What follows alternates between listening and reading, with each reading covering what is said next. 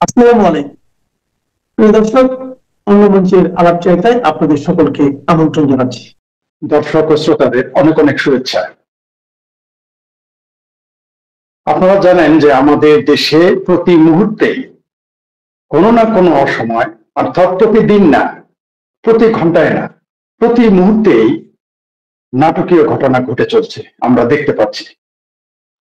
মানে ন্যাচারালি, কৃত্রিম ভাবে এমন কিছু ঘটনা ঘটতেছে যে বাংলাদেশের রাজনীতির পুরো ঘটনা, বর্ণনা, রহস্য এবং পরিস্থিতি প্রতি মুহূর্তে বদলে যাচ্ছে। অর্থাৎ আমরা যখন শিরোনাম দিব যে আজকে আমরা এই বিষয় নিয়ে কথা বলবো, সকালে যদি আমরা সেটা ডিক্লেয়ার দিয়ে থাকি, দেখা গেছে বিকেলে সেই নতুন এমন কিছু ঘটেছে সেটা বলা জরুরি হয়ে যায়। তেমনি প্রতি মুহূর্তেই এখন এই ঘটনা ঘটে চলছে। আপনাদের আজকে আমরা যে কথাগুলো বলবো আপনারা অনেকেই জানেন, কেউ কেউ হয়তো জানেন না। আমরা সেই বিষয়গুলো নিয়ে আপনাদের সামনে হাজির হয়েছি। যে ইউনূস যে কোনো সময় পালিয়ে যেতে পারে, যে কোনো সময় তার সরকার পালিয়ে যেতে পারে। হ্যাঁ, আমিও মনে করি পালিয়ে যেতে পারে। সেটা তারেক রহমানও যদি দেশে থাকতো যে কোনো সময় পালিয়ে যেত। এই জন্যই তো তারেক রহমানকে আসতে দিচ্ছে না, এই জন্যই তারা তারেক রহমানকে আসতে দিচ্ছে না। কারণ তারেক রহমান আসলেও তাদের পালিয়ে যেতে হবে। বাংলাদেশের যে জনপ্রিয়তা, তার যে বৃহত্তর দল, সে জনপ্রিয়তার কাছে টিকবে না। আমি তো বলেছি যে কালকে যদি বিএনপি বলে যে আমরা, মানে তারা, বিএনপি যদি বলে যে তারা জামাতকে তালাক দিল, এনজিওগ্রাম সব ইউনূসকে বাইন তালাক দিল, এই সরকার 72 ঘন্টা টিকবে না, 72 ঘন্টা টিকবে না, কোনো কোনো সময় বলতে পারে যে 24 ঘন্টা টিকবে না।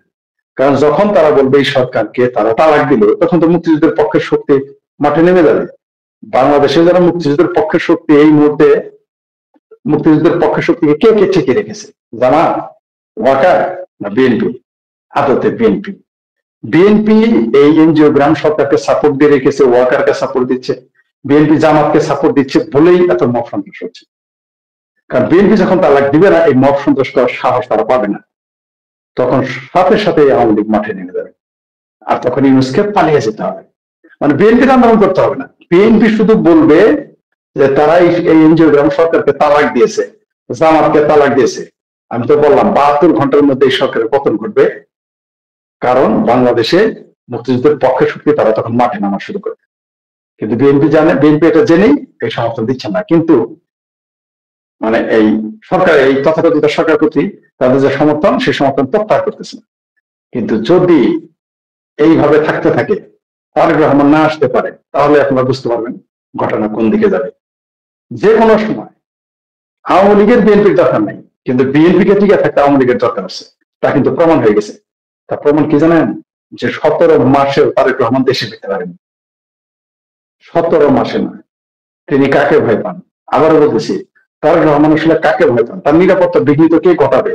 যেখানে বাংলাদেশের আওয়ামী লীগের লোক জয় বাংলা স্লোগান দিতে পারে না, যাদের শরীরে, একটা ছেলেকে দেখলাম তার শরীরে চড়া পাখির গোস্ত নেই। চড়া পাখি বুঝেন? চড়া পাখি মানে যেটা আমরা চড়ুই পাখি বলে না, আমার এলাকায় সেটা চড়া পাখি বলে। চড়ার গোস্ত যার শরীরে নেই, সেটা জয় বাংলা স্লোগান দিয়ে লিখা, জয় বাংলা স্লোগান দিয়ে লিখা। তার মানে বুঝতে পারছেন যার শরীরে চড়া পাখির গোস্ত নাই, তার কোন রাজনৈতিক ভিত্তি নাই, সেই দেখতে মনে হয় যে গাঁজাখোর, সেই ছেলেটা এসে জয় বাংলা স্লোগান দিলে তাকে মারে, তাড়িয়ে দেয়। মানে এখন জয় বাংলার পক্ষের লোকের, আওয়ামী লীগের পক্ষের লোকের, মুক্তিযুদ্ধের পক্ষের লোকের অবস্থা এইরকম, মানে ভয়াবহ পরিস্থিতিতে আছে। তাহলে নিশ্চয়ই সেটা কার জন্য মনে করছেন? ওই ছেলের জন্য না। তাহলে এই অবস্থা যদি আওয়ামী লীগের থাকতে, আওয়ামী লীগ তো তারেক রহমানের জন্য নিরাপদ না। যেখানে যার শরীরে চড়া পাখির গোস্ত নাই, তার সামনে জয় বাংলা স্লোগান দিতে এখন আওয়ামী লীগ বাধাগ্রস্ত হচ্ছে, বাধা করতে হচ্ছে, তাহলে তো বিএনপির সামনে তারা পারবে না। তাহলে তারেক রহমানের বাধা দেওয়ার জন্য তো, বা তার নিরাপত্তা বিঘ্নিত করার জন্য তো আর আওয়ামী লীগ বসেনি, ছাত্রলীগ বসেনি। তাহলে তার নিরাপত্তা কে বিঘ্নিত করতে পারে? কে? নিশ্চয়ই ইউনূস সরকার, নিশ্চয়ই জামাত, নিশ্চয়ই জামাত ইউনূসের মিল্লিজুলি সরকার। এটা আমার কথা না, তারেক রহমানের কন্যা জাইমা রহমান বলছে যে জামাত নিয়ন্ত্রিত ইউনূস সরকারকে তারা বিশ্বাস করে না। এটা আমি বলি না, এটা আমরা যখন বলেছি আমাদের গালি দিয়েছেন। আমরা যখন বলেছি জামাত, এটা জামাত, আমরা বলেছি জামাত, বিএনপি এবং ইউনূসের মিলাজুলা সরকার, তখন আপনারা আমাদের গালি দিয়েছেন। আমরা এই বলেছি যে এই সরকার জামাত চালে, তখন আমরা বেশি গালি দিয়েছেন। কিন্তু এখন কে বলতেছে? জাইমা রহমান বলতেছে এই বিএনপি লোকে আমাদের গালি দিয়েছে, আমাদের বলছে আওয়ামী লীগের দোষর, আমরা আমরা রয়ের এজেন্ট, আমরা ভারতের দোষর, শেখ হাসিনার দোষর, আওয়ামী লীগের দোষর, এগুলো গালি দিতেন। তো জাইমা রহমানও কি এখন আওয়ামী লীগের দোষর হয়ে গেল, রয়ের এজেন্ট হয়ে গেল? জাইমা রহমানও কি এখন শেখ হাসিনার দোষর হয়ে গেল? এই কথাগুলো তো আমরা বলেছি ভাই, কত না গালাগালি আপনারা করলেন, কিন্তু এখন দেখা যাচ্ছে আমাদের কথাগুলোই সত্য, আমরা জনগণ করেছি। তারেক রহমানের বাংলাদেশে পদার্পণ করতে না পারার মধ্যে দিয়ে প্রমাণ হলো যে আমাদের কথাগুলি সত্য, আমরা যে অনুমানগুলো করেছিলাম সেগুলো প্রতিদিন সত্য পরিণত হচ্ছে। আপনারা আজকে একটা ভয়াবহ ঘটনা শুনেছেন যে সন্দ্বীপে কারি সম্মেলনে, কারীদের সম্মেলনে, মানে যারা কোরআন পড়ে, কোরআন প্রতিযোগিতায় থাকে, ভালো করে সহি শুদ্ধভাবে কোরআন পড়তে পারে, তাদের সম্মেলনে পাকিস্তান জিন্দাবাদ স্লোগান দিয়েছে। ভাবা যায়? স্বাধীন বাংলাদেশে পাকিস্তান জিন্দাবাদ। আপনারা কোনোদিন পুরো পাকিস্তানে কোনোদিন বাংলাদেশ জিন্দাবাদ শুনেছেন? শুনেন নাই, শুনবেন না। কিন্তু এই স্বাধীন বাংলাদেশে কারি সম্মেলনে পাকিস্তান জিন্দাবাদ স্লোগান দেওয়াটাই স্বাভাবিক, কারণ এই মুহূর্তে তো বাংলাদেশটা পাকিস্তানিদের দখলে। কেউ কেউ তো মনে করে পাকিস্তানের আইএসআই এর ঘাঁটি, আইএসআই এর হেড অফিস এখন ঢাকাতে বসেছে।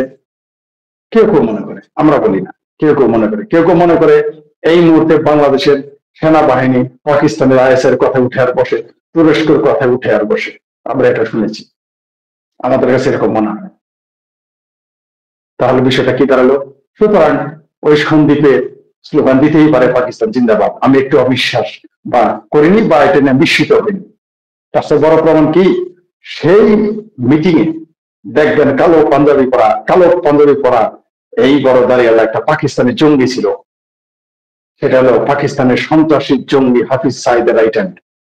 তো পাকিস্তানের জঙ্গি রাইট হ্যান্ড কে পাশে বসিয়ে কারি সম্মেলনে পাকিস্তান জিন্দাবাদ স্লোগান দিবে না তো বাংলাদেশ জিন্দাবাদ স্লোগান দিবে? এটাই স্বাভাবিক। এটা সরাসরি রাষ্ট্রদ্রোহ। কিন্তু কেউ কথা বললো না, কেউ প্রতিবাদ করলো না, কোনো মামলা হলো না, কোনো আলোচনাই হলো না। কিন্তু এই কাজটা যদি ইসকন করতো, ভারত জিন্দাবাদ বলতো, তাইলে এতক্ষণ দেখতেন সরাসরি রাষ্ট্রদ্রোহ, তার ইসকনের যত লোকজন আছে তাদের ধরতো আর পেটাইতো। কিন্তু এখন তো ওই কারীদের ধরতেছে আর পেটাচ্ছে না, এখন তো কারীদের বিরুদ্ধে মামলা হচ্ছে না, এখন যারা সম্মেলন আয়োজন করেছে তাদের বিরুদ্ধে কেন মামলা হয় না, এখন কেন তাদের ধরে কেউ পেটায় না? কারণ বাংলাদেশে এখন পেয়ারা পাকিস্তানি রাজত্ব চলতেছে, তাই তাকে কেউ ধরবেন, এটাই স্বাভাবিক। কিন্তু বাংলাদেশ এবং বাংলাদেশের মানুষকে যারা একেবারে মনে করেছে তারা দখলে নিয়ে নিয়েছে, তারা জানে না বাংলাদেশের মানুষ যে কোনো মুহূর্তে ঘুরে দাঁড়ালে তাদের অস্তিত্ব টিকিয়ে রাখতে দিবে না। আর একটা হাস্যকর খবর নেই, এই যে আমি যাকে আদর করে বলি গণরিয়া অধিকার পরিষদ, আপনারা যাকে জানেন গণ অধিকার পরিষদ, সেই গণরিয়া পরিষদের এক নেতা বলেছে, তার নাম হচ্ছে রাশেদ, আবার খানও লাগায়, তিনি বলেছেন যে হাসিনার জন্য কথা বলার মানুষ হারিকেন দিয়ে খুঁজে পাওয়া যায় না। মানে কিরকম হাস্যকর একটা বক্তব্য। শেখ হাসিনার পক্ষে নাকি কথা বলার জন্য হারিকেন দিয়ে লোক খুঁজে পাওয়া যায় না। আসলে কি তাই? আমরা একটু খোঁজ নিয়ে দেখি কি হয়। হাসিনার পক্ষে কথা বলার যদি লোক না পাওয়া যায়, মিস্টার রাশেদ, আপনি যে পার্টি করেন গণরিয়া অধিকার পরিষদ, আপনি যে পার্টি করেন আওয়ামী লীগের একটা ওয়ার্ডের যত লোক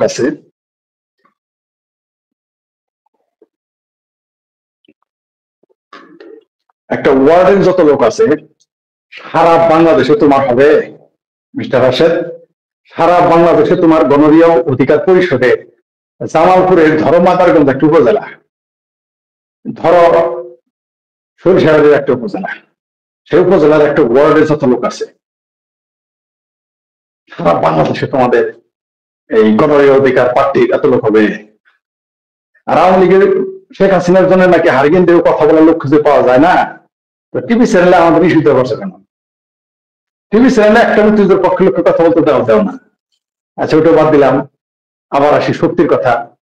তোমরা যে মব সন্ত্রাস কায়েম করেছো, এই মব যখন তোমাদের উপরে পাল্টা মব হবে, তখন তোমাদের হারিকেন তো দূরের কথা, হেজাক দিয়ে খুঁজে পাওয়া যাবে? তোমাদের যে সমুদ্রে যে জাহাজ থাকে না, জাহাজে যে লাইট থাকে, ওটা তো খুঁজে পাওয়া যাবে, তোমাদের হারিকেন তো দূরের কথা।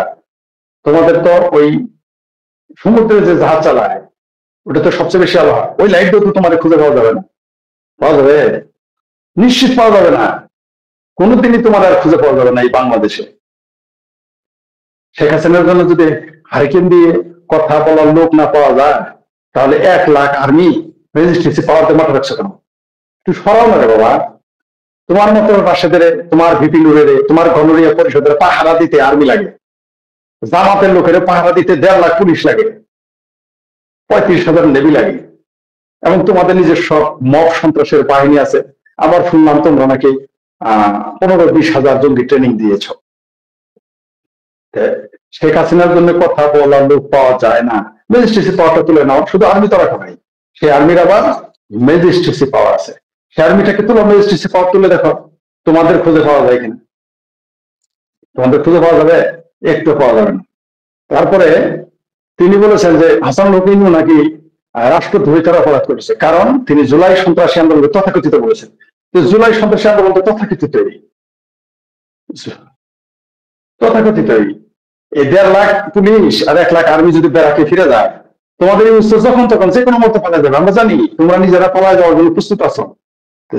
যে দেশে মুক্তিযুদ্ধকে বিকৃত করা হয়, মুক্তিযুদ্ধের চেতনাকে বিকৃত করা হয়, সেই দেশে জুলাই আন্দোলনকে তথাকথিত বলে রাষ্ট্রদ্রোহ হয় না, সংবিধান ফেলে দিলে রাষ্ট্রদ্রোহ হয় না, মুক্তিযুদ্ধকে গালায় দিলে কিছু হয় না, বঙ্গবন্ধুকে যা ইচ্ছা তাই বললো সেটা রাষ্ট্রদ্রোহ হয় না। আর জুলাইকে তথাকথিত বললে, এই সন্ত্রাসীদের, এই জুলাই সন্ত্রাসী আন্দোলনকে তথাকথিত বললে রাষ্ট্রদ্রোহ হবে। যে কোনো মুহূর্তে এই বাংলাদেশটা যে কোনো মুহূর্তে গৃহযুদ্ধের দিকে যাবে, এবং এটা নিয়ে যাচ্ছে। এই ইউনূস জামাত পরিকল্পিত ভাবে আমাদের দেশটাকে গৃহযুদ্ধের দিকে নিয়ে যাচ্ছে, সেটা আমরা জানি। কিন্তু কতদিন এভাবে চলবে? খুব বেশি দিন তার চলবে না, চলতে পারে না, চলতে দিবেও না জনগণ। বাংলাদেশের জনগণ তো বোকা না। টিউলিপ সিদ্দিক লন্ডনের হ্যামস্টেড ও হাইগেটের এমপি, এক সময় ছিলেন ব্রিটিশ সরকারের দুর্নীতি দমন বিষয়ক মন্ত্রী। তাকে দুর্নীতিতে দোষী সাব্যস্ত করে রায় দিয়েছে ঢাকার আদালত। এমন ঘটনা ব্রিটিশ পার্লামেন্টের ইতিহাসে যেমন বিরল, তেমনি বাংলাদেশের বিচারিক ইতিহাসেও প্রথম। এই রায়টি এমন এক আন্তর্জাতিক রাজনৈতিক ও আইনি ককটেল যা বাংলাদেশের বিচারিক প্রক্রিয়াকে সরাসরি ওয়েস্টমিনিস্টার প্যালেস বা ব্রিটিশ পার্লামেন্টের দরজায় নিয়ে ফেলেছে। আর রায়ের পর বেশ কিছু প্রশ্ন ঘুরপাক খাচ্ছে গণমাধ্যমের খবরে আর সামাজিক মাধ্যমের আলোচনায়। প্রথম প্রশ্নটি হলো, এই রায়ের কারণে কি টিউলিপের ব্রিটিশ এমপি পদ আদৌ ঝুঁকিতে পড়বে? দ্বিতীয় প্রশ্ন হলো, যেসব অভিযোগে টিউলিপ সিদ্দিক একে ক্যাঙ্গারু কোর্টের রায় বলে প্রতিক্রিয়া দিয়েছেন, সেগুলো কতটুকু যুক্তিযুক্ত? তৃতীয় প্রশ্নটি হলো, যথেষ্ট তথ্য প্রমাণ আদালতে হাজির না করার সত্ত্বেও, এমনকি বাংলাদেশের এভিডেন্স অ্যাক্ট না মেনে কেন টিউলিপ সিদ্দিককে এই মামলায় জড়াতে হলো? বিশেষ করে টিউলিপ সিদ্দিক নিজে প্লট নেননি, শুধু কথিত প্রভাব খাটানোর জন্য তিনি দোষী সাব্যস্ত হয়েছেন, কিন্তু সেই প্রভাব আবার খাটিয়েছেন ডিজিটাল মাধ্যমে। কিন্তু আদালতে হাজির করা হয়নি কোনো ডিজিটাল প্রমাণ, যেটি বাংলাদেশের এভিডেন্স অ্যাক্টের লঙ্ঘন। সবশেষ প্রশ্নটি তুলেছে ব্রিটিশ দৈনিক দ্য গার্ডিয়ান। তাদের আশঙ্কা, এই রায়ের প্রভাব ব্রিটেন ও বাংলাদেশের কূটনৈতিক সম্পর্কে নেতিবাচক প্রভাব পড়তে পারে। দ্য গার্ডিয়ানের এই আশঙ্কার বাস্তবতা কতটুকু? পূর্বাচল নতুন শহর প্রকল্পে রাজধানী উন্নয়ন কর্তৃপক্ষ বা রাজুকের প্লট বরাদ্দে দুর্নীতির মামলায় ব্রিটিশ এমপি টিউলিপ সিদ্দিককে 2 বছরের কারাদণ্ডের রায় হয় 1 ডিসেম্বর। কারাদণ্ডের পাশাপাশি টিউলিপ সিদ্দিককে 1 লাখ টাকা জরিমানা, অনাদায়ে 6 মাসের বিনাশ্রম কারাদণ্ড দেওয়া হয়েছে। এই মামলায় সাবেক প্রধানমন্ত্রী শেখ হাসিনার 5 বছর, তার বোন শেখ রেহানার 7 বছরের কারাদণ্ড দেন ঢাকার বিশেষ জজ আদালত 4-এর বিচারক মোহাম্মদ রবিউল আলম। মামলার অন্য 14 আসামিকে 5 বছর করে কারাদণ্ড দেওয়া হয়। এর আগে 27 নভেম্বর পূর্বাচলের রাজুক প্লট বরাদ্দে দুর্নীতির অন্য 3 মামলায় শেখ হাসিনাকে 7 বছর করে মোট 21 বছরের কারাদণ্ডের রায় ঘোষণা করা হয়। একটি মামলায় শেখ হাসিনার ছেলে সজীব ওয়াজেদ জয় পান 5 বছরের কারাদণ্ড। আরেক মামলায় সাইমা ওয়াজেদ পুতুলকে 5 বছরের কারাদণ্ড দেয় আদালত। দর্শক, প্লট দুর্নীতির যে মামলার রায় 1 ডিসেম্বর ঘোষণা করা হলো, সেটির তাৎপর্য আগের মামলা থেকে আলাদা। এতে আসামি করা হয় শেখ রেহানার মেয়ে টিউলিপ সিদ্দিককে, যিনি যুক্তরাজ্যের ক্ষমতাসীন লেবার পার্টির প্রভাবশালী এমপি। টিউলিপ বছরখানেক আগে লেবার পার্টির সরকারের মন্ত্রীও ছিলেন, তবে বাংলাদেশে দুর্নীতির অভিযোগ ওঠার পর গত জানুয়ারিতে স্বেচ্ছায় পদ ছেড়ে দেন। তার বিষয়ে যুক্তরাজ্য একটি স্বাধীন তদন্ত পরিচালিত হলেও অভিযোগের কোনো প্রমাণ পাওয়া যায়নি। দর্শক, একটি উল্লেখযোগ্য বিষয় হলো, শেখ হাসিনার পরিবারের বিরুদ্ধে পূর্বাচলের 6টি প্লট নিয়ে 6টি মামলা হয়েছে। এর একটি প্লটও তার ভাগ্নি টিউলিপ সিদ্দিকের নামে নেই, কিন্তু 3টি মামলায় তিনি আসামি। এর একটিতে তার কারাদণ্ড দেওয়া হলো 1 ডিসেম্বর। প্রশ্ন হলো, টিউলিপ সিদ্দিক কোনো প্লট নেননি, তাহলে তার বিরুদ্ধে কোন অভিযোগের ভিত্তিতে আদালত শাস্তি দিল? টিউলিপ সিদ্দিকের বিরুদ্ধে অভিযোগটি হলো সরকারি ক্ষমতা অপব্যবহার করে প্লট বরাদ্দের দুর্নীতিতে প্রভাব খাটানোর। মামলার সারসংক্ষেপে বলা হয়, টিউলিপ তার খালা মানে তৎকালীন প্রধানমন্ত্রী শেখ হাসিনার উপর প্রভাব খাটিয়েছিলেন যাতে তার মা শেখ রেহানা এবং অন্য 2 ভাই বোন ঢাকার একটি সরকারি প্রকল্পে একটি প্লট লাভ করতে পারেন। টিউলিপকে প্রিভেনশন অফ কারাপশন অ্যাক্ট 1947-এর 5-2 ধারা এবং দণ্ডবিধির 109 ধারায় দোষী সাব্যস্ত করেছে আদালত।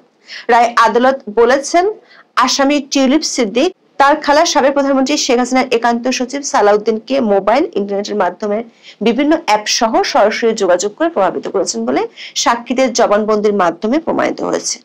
দর্শক, 27 নভেম্বর প্লট দুর্নীতির 3টি মামলার যে রায় হয়েছিল, সেদিন প্রথম আলোর খবরে বলা হয়েছিল শেখ হাসিনা 2009 সালে প্রধানমন্ত্রী হওয়ার পর পূর্বাঞ্চলের নতুন শহর প্রকল্পে নিজের ও পরিবারের অন্য সদস্যদের নামে 6টি প্লট বরাদ্দ নেন। প্রশ্ন হলো, যদি 2009 সালে এই প্রক্রিয়া শুরু হয়, টিউলিপ সিদ্দিক এমপি হয়েছিলেন 2015 সালে, তাহলে ব্রিটিশ এমপি হিসেবে তিনি প্রভাব খাটিয়েছেন বলে যে অভিযোগ আনা হয়েছে তা কতটুকু সত্যি? দর্শক, টিউলিপ যেহেতু ব্রিটিশ পার্লামেন্টের সদস্য, তাই স্বাভাবিকভাবেই ব্রিটেন সহ আন্তর্জাতিক গণমাধ্যমে বিষয়টি ফলাও করে প্রচার হয়েছে। বাংলা ট্রিবিউনের এক খবরে বলা হয়েছে, বাংলাদেশের আদালত থেকে এই রায় ঘোষণার পর ওয়েস্টমিনিস্টারের রাজনীতি অঙ্গনে শুরু হয়েছে তোলপাড়। এসব আলোচনায় একটি বিষয় উঠে এসেছে, সেটি হলো ঢাকার এই 2 বছরের কারাদণ্ড কি লন্ডনে টিউলিপের রাজনীতি বা সংসদ সদস্য পদ কেড়ে নেবে? দর্শক, এর জন্য দেখতে হবে যুক্তরাজ্যের 1981 সালের representation of the people act. এই আইনের অধীনে ব্রিটিশ কোন সংসদ সদস্যকে পদ হারানোর জন্য 2টি শর্ত পূরণ করতে হয়। প্রথম শর্ত হলো, যদি কোনো ব্যক্তি কোনো অপরাধে দোষী সাব্যস্ত হন এবং তাকে 1 বছরের বেশি সময়ের জন্য কারাদণ্ডে দণ্ডিত করা হয়, তবে তিনি পার্লামেন্টের সদস্যপদ হারানোর ঝুঁকিতে পড়েন। টিউলিপ সিদ্দিকের 2 বছরের সাজা এই প্রথম শর্তটি পূরণ করে। গুরুত্বপূর্ণ দিক হলো, এই আইনে বলা হচ্ছে এই দণ্ড ইউনাইটেড কিংডমে হোক বা অন্য কোথাও দেওয়া যেতে পারে, অর্থাৎ বিদেশি আদালতের রায়কেও ব্রিটিশ আইন বিবেচনা করে। কিন্তু গুরুত্বপূর্ণ হলো এই আইনের দ্বিতীয় শর্ত, যেটির কারণে টিউলিপ সিদ্দিক এমপি থেকে যাবেন। বলা যায় যুক্তরাজ্যের আইনের এই শর্তটি টিউলিপের জন্য একটি মজবুত ঢাল তৈরি করে রেখেছে। সেই শর্তটি হলো, শুধুমাত্র সাজা হলেই এমপি পদ যায় না, বরং সেই সাজার কারণে বর্তমানে ব্রিটিশ দ্বীপপুঞ্জ বা রিপাবলিক অফ আয়ারল্যান্ডের মধ্যে কোথাও আটক বা ডিটেইন থাকেন, অথবা যেখানে তিনি আটক থাকার কথা সেখানে বেআইনিভাবে বাইরে থাকেন। দর্শক, টিউলিপ সিদ্দিক বর্তমানে যুক্তরাজ্যের মুক্ত অবস্থায় আছেন। ঢাকার আদালত তাকে দণ্ড দিলেও যুক্তরাজ্য সরকার বা ব্রিটিশ আদালত এই রায় কার্যকর করার জন্য তাকে ব্রিটিশ কারাগারে আটক বা ডিটেইন করেনি। যেহেতু তিনি ব্রিটিশ দ্বীপপুঞ্জের কোথাও আটক নন, তাই তিনি representation of the people act 1981 এর অধীনে অযোগ্য বিবেচিত হচ্ছেন না। এই কারণে টিউলিপ সিদ্দিক আইনিভাবে তার এমপি পদ হারাচ্ছেন না। আবার যুক্তরাজ্যের রিকল অফ এমপি অ্যাক্ট 2015 অনুযায়ী কোন নির্বাচিত এমপি যদি 1 বছরের বেশি সময়ের জন্য কারাদণ্ড প্রাপ্ত হন, তবে তার পদ বাতিলের প্রক্রিয়া বা রিকল পিটিশন শুরু হতে পারে। তাই টিউলিপের দণ্ড এই আইনের আওতায় পড়ে। তবে এখানেও আরেকটি আইনি প্রশ্ন রয়েছে। আইনটি মূলত ব্রিটিশ আদালতের রায়ের ক্ষেত্রে সরাসরি কার্যকর হয়। বিদেশি আদালতের রায়, বিশেষ করে যে দেশের সঙ্গে যুক্তরাজ্যের কোনো বন্দি বিনিময় চুক্তি নেই, তা স্বয়ংক্রিয়ভাবে একজন ব্রিটিশ এমপির পদ খারিজ করতে পারে না। দর্শক, টিউলিপ সিদ্দিক এমন একটি বিদেশি আদালতের রায় দণ্ডিত হয়েছেন, কিন্তু সেই রায় ইউকেতে কার্যকর করার মতো আইনি প্রক্রিয়া বা চুক্তি নেই। তার মানে টিউলিপকে ফেরত এনে শাস্তি নিশ্চিত করার কোনো উপায়ই বাংলাদেশ সরকারের হাতে নেই। বিবিসি ওয়ার্ল্ডের খবরে বলা হয়েছে, বাংলাদেশের সঙ্গে যুক্তরাজ্যের কোনো প্রত্যর্পণ চুক্তি নেই। বাংলাদেশ দেশটির কাছে একটি টু বি কান্ট্রি হিসেবে বিবেচিত, অর্থাৎ তাকে প্রত্যর্পণের অনুমতি পেতে যুক্তরাজ্যের আইনজীবী ও বিচারকদের সামনে সুস্পষ্ট তথ্য প্রমাণ উপস্থাপন করতে হবে। কিন্তু সে প্রমাণে যে ব্যাপক ঘাটতি রয়েছে সেটি জানিয়ে এর মধ্যে ব্রিটেনের নাম করা আইনজীবীরা বাংলাদেশের লন্ডন হাই কমিশনের কাছে চিঠি দিয়েছেন। সবচেয়ে বড় কথা হলো, টিউলিপের রাজনৈতিক দল লেবার পার্টি যেমন তার পক্ষে, তেমনি তার বিরোধী দলের বড় বড় আইনজীবীরাও এরই মধ্যে তার পক্ষে বিবৃতি দিয়েছেন। টিউলিপের দল লেবার পার্টির একজন মুখপাত্র বিবিসি ওয়ার্ল্ডকে বলেছেন, দলটি এই রায়কে স্বীকৃতি দিতে পারে না। বিবিসি বলছে তারা বুঝতে পেরেছে টিউলিপ সিদ্দিকীর বিরুদ্ধে কোনো তদন্ত বা দলীয় শৃঙ্খলা বিষয়ক কোনো ব্যবস্থা নেওয়া হচ্ছে না। তিনি তার লেবার পার্টির সদস্য পদ এবং হাউস অব কমন্সের হুইপের পদে বহাল থাকবেন। দর্শক, রায় ঘোষণার পর টিউলিপ সিদ্দিক তার প্রতিক্রিয়া জানিয়েছেন। প্রতিক্রিয়ায় তিনি বলেছেন, পুরো প্রক্রিয়াটি শুরু থেকে শেষ পর্যন্ত ছিল ত্রুটিপূর্ণ ও প্রহসনমূলক। রায় ঘোষণার পর তাৎক্ষণিক প্রতিক্রিয়ায় ব্রিটিশ সংবাদ মাধ্যম দ্য গার্ডিয়ানকে টিউলিপ সিদ্দিক বলেছেন, এই ক্যাঙ্গারু আদালতের ফলাফল যেমন অনুমানযোগ্য তেমনি অযৌক্তিক। তিনি দাবি করেছেন তার মনোযোগ সবসময় হ্যাম্পস্টেড এবং হাইগেটের ভোটারদের প্রতি। বাংলাদেশের এই নোংরা রাজনীতি দ্বারা তিনি মনোযোগ হারাতে চান না। টিউলিপ সিদ্দিক ও তার আইনজীবীরা বরাবরই তার বিরুদ্ধে বাংলাদেশ সরকারের আনা অভিযোগগুলো অস্বীকার করেছেন। আবার টিউলিপ যে অভিযোগগুলো করে আসছিলেন সেগুলোর পক্ষে কথা বলেছেন ব্রিটেনের নামকরা আইনজীবীরা, যাদের কেউ কেউ আবার টিউলিপের রাজনৈতিক প্রতিপক্ষ হিসেবেও পরিচিত। 25শে নভেম্বর ব্রিটেনের নামকরা একদল আইনজীবী যুক্তরাজ্যে বাংলাদেশের হাই কমিশনার আবিদুল ইসলামের কাছে পাঠানো এক চিঠিতে এক গাদা অভিযোগ করেছেন। আইনজীবীদের এই দলে সাবেক প্রধানমন্ত্রী টনি ব্লেয়ারের স্ত্রী চেরি ব্লেয়ার, সাবেক ব্রিটিশ বিচারমন্ত্রী রবার্ট বাকল্যান্ড, সাবেক অ্যাটর্নি জেনারেল ডমিনিক ক্রিপ স্যান্ডস ও জিওফ্রি রবার্টসন আছেন। তারা সবাই কিংস কাউন্সিল অর্থাৎ রাজা কর্তৃক উচ্চ মর্যাদাপ্রাপ্ত আইনজীবী। হাই প্রোফাইল এই আইনজীবীরা বলেছেন টিউলিপ ন্যায় বিচারের মৌলিক অধিকার থেকে বঞ্চিত হচ্ছেন। তাকে অভিযোগ সম্পর্কে জানার সুযোগ পর্যন্ত দেওয়া হয়নি, এমনকি আইনি সহায়তা পাননি। দর্শক, 1 ডিসেম্বর রায় ঘোষণার পর বেশিরভাগ ব্রিটিশ ও আন্তর্জাতিক সংবাদ মাধ্যমের খবরের একটি বিষয় বেশ গুরুত্ব পেয়েছে, সেটি হলো অভিযুক্তের অনুপস্থিতিতে বিচার। যেমন বিবিসি শিরোনাম করেছে, টিউলিপ সিদ্দিক এমপিকে বাংলাদেশে কারাদণ্ডের সাজা দেওয়া হয়েছে তার অনুপস্থিতিতে বিচারের পরে। আন্তর্জাতিক অনেক সংবাদ মাধ্যম টিউলিপ সিদ্দিকের এই দণ্ডকে বাংলাদেশের বৃহত্তর রাজনৈতিক পট পরিবর্তন এবং সাবেক ক্ষমতাসীনদের উপর প্রতিশোধমূলক আইনি প্রক্রিয়ার অংশ হিসেবে দেখছে। দর্শক, ব্রিটিশ সহ আন্তর্জাতিক সংবাদ মাধ্যমগুলোতে এই রায় আরো প্রশ্নবিদ্ধ হয়েছে সরকার পক্ষের আইনজীবীদের বক্তব্যে। বিশেষ করে আদালতে কোন কোন প্রমাণের ভিত্তিতে টিউলিপের বিরুদ্ধে অভিযোগ প্রমাণিত হয়েছে সেটি নিয়ে প্রশ্ন তুলেছেন অনেকেই। রায়ের পর্যবেক্ষণে আদালত বলেছে, শেখ রেহানা সাবেক প্রধানমন্ত্রী শেখ হাসিনাকে প্ররোচিত করে পূর্বাচল আবাসিক প্রকল্পে প্লট নিয়েছেন। টিউলিপ সিদ্দিক তার মা শেখ রেহানা সিদ্দিককে প্লট পাইয়ে দেওয়ার জন্য তার খালা সাবেক প্রধানমন্ত্রী শেখ হাসিনাকে এবং শেখ হাসিনার একান্ত সচিব সালাউদ্দিনকে মোবাইল ও ইন্টারনেটের বিভিন্ন অ্যাপের মাধ্যমে এবং বাংলাদেশে এলে সরাসরি যোগাযোগ করেছেন। দুজন সাক্ষীর সাক্ষ্য এবং তাদের জবানবন্দিতে তা প্রমাণিত হয়েছে বলে রায় উল্লেখ করেছে আদালত। মজার বিষয় হলো, বিবিসি বাংলার খবরে বলা হয়েছে, এই মামলায় নিযুক্ত স্পেশাল পিপি তরিকুল ইসলাম জানিয়েছেন, কেবলমাত্র সাক্ষীদের সাক্ষ্য ও জবানবন্দি ছাড়া এই অভিযোগ প্রমাণের সপক্ষে কোনো তথ্য প্রমাণ নেই। অর্থাৎ অ্যাপের মাধ্যমে মিস সিদ্দিকের আসামিদের সাথে যোগাযোগ করে প্রভাবিত করার কোনো স্ক্রিনশট বা নথি প্রমাণ হিসেবে আদালতে উপস্থাপন করেনি দুদকের আইনজীবীরা। তরিকুল ইসলাম বলেছেন, হোয়াটসঅ্যাপে মিস সিদ্দিক যোগাযোগ করেছেন, তবে হোয়াটসঅ্যাপের যোগাযোগের কোনো স্ক্রিনশট বা কপি আছে কিনা সাংবাদিকদের এমন প্রশ্ন উত্তরে তরিকুল ইসলাম বলেন, না সাক্ষী ওসমান গনি এবং উজ্জ্বল হোসেন ম্যাজিস্ট্রেটের কাছে 164 ধারায় স্বীকারোক্তিমূলক জবানবন্দিতে জানিয়েছে, টিউলিপ সিদ্দিক সাবেক প্রধানমন্ত্রী শেখ হাসিনার প্রিন্সিপাল সেক্রেটারি জনাব সালাউদ্দিনের সাথে যোগাযোগ করে তার মা, ভাই ও বোনকে প্লট পদ্ধতিতে প্ররোচিত করেছে, উস্কানি দিয়েছেন। তবে হোয়াটসঅ্যাপে মিস সিদ্দিকের দেয়া মেসেজের কোনো স্ক্রিনশট বা কপি আইনজীবীদের কাছে নেই বলে জানান তারা।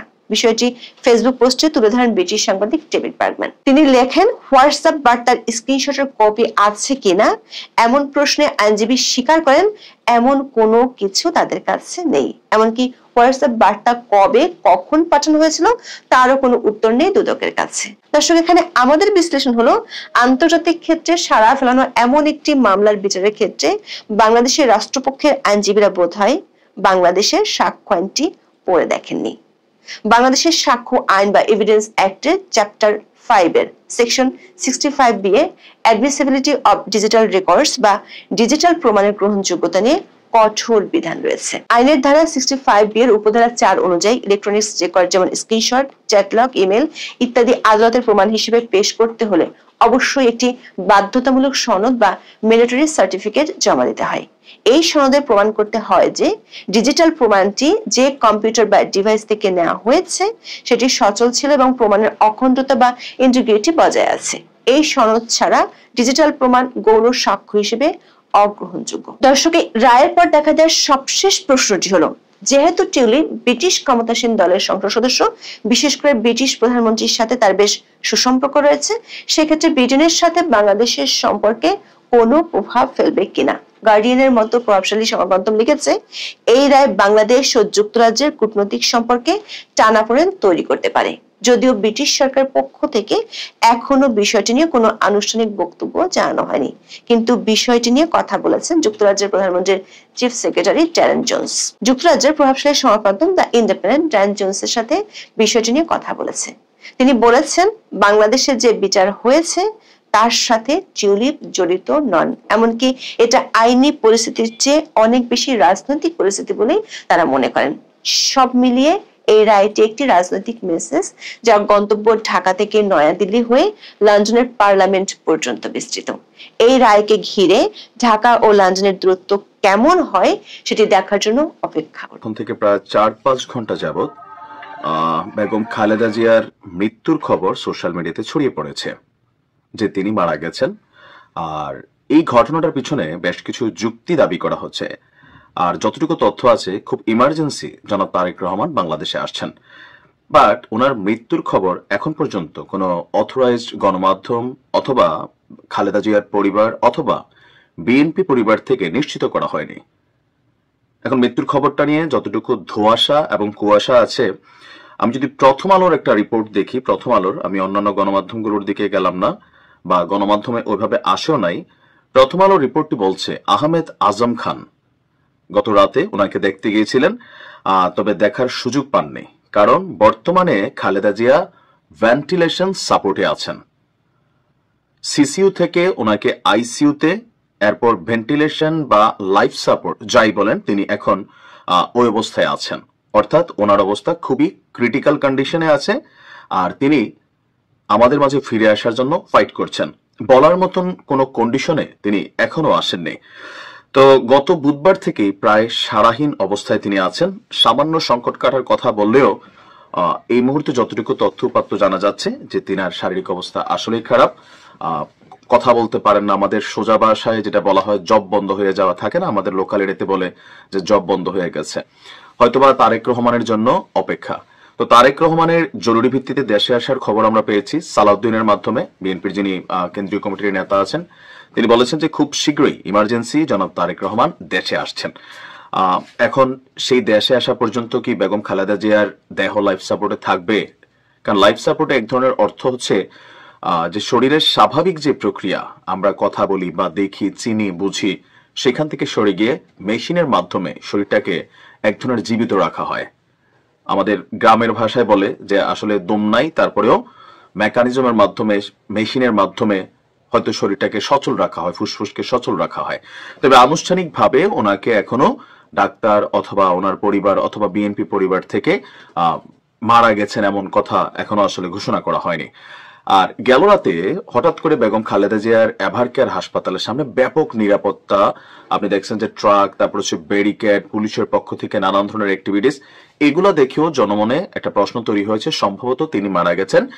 এখন তিনি এই খবরটা চাউর হলে সেখানে মুহূর্তের মধ্যে লাখ লাখ না কোটি মানুষের একটা সমাগম ঘটবে।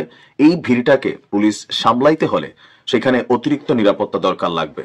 আবার কেউ কেউ বলছেন গতকালকে ওনাকে ভিআইপি হিসাবে যেই মূল্যায়ন করা হয়েছে বা প্রজ্ঞাপন জারি করা হয়েছে যে তিনি রাষ্ট্রের অতি অতি গুরুত্বপূর্ণ একজন ব্যক্তি, এবং খালেদা জিয়ার পরিবার সহ খালেদা জিয়াকে এসএসএফ এর নিরাপত্তা দেওয়ারও ঘোষণা করা হয়েছে। এখন ওইটাও হতে পারে, যখন কাউকে এসএসএফ এর নিরাপত্তা দেওয়া হয় সেই ক্ষেত্রে তার স্বাভাবিক যে মানে নর্মাল প্রটোকল দলীয় গুলা থাকে না, একটা স্পেশাল নিরাপত্তা, যেমন শেখ হাসিনার পরিবার এসএসএফ নিরাপত্তা পাইতো। তো জনাব তারেক রহমান তিনি যদি দেশে আসেন তিনিও এসএসএফ এর প্রটোকল পাবেন। আর তারেকের দেশে আসার জন্য এখানে যতটুকু আমরা দেখছি যে ওনার জন্য বুলেট প্রুফ গাড়ি, ওনার নিজস্ব যে সিকিউরিটি পাশাপাশি হচ্ছে SSF নিরাপত্তা, ওনার বাড়িতে বাসভবনে বা জিয়া পরিবারের সাথে এই মুহূর্তে যারা আছেন তাদেরকেও কিন্তু অতিরিক্ত নিরাপত্তা দেওয়া হবে। তবে সবশেষ আমরা যদি এক কথায় বলি, বেগম খালেদা জিয়া সম্ভবত আর বেশিক্ষণ বা বেশি দিন বাঁচবেন না যদি লাইফ সাপোর্ট থেকে বের করা হয়। কারণ অনেক সময় লাইফ সাপোর্টে থাকা মানে হচ্ছে আমরা মেশিনারিজ, যন্ত্রপাতির মাধ্যমে বেঁচে আছেন, আসলে বেঁচে নাই।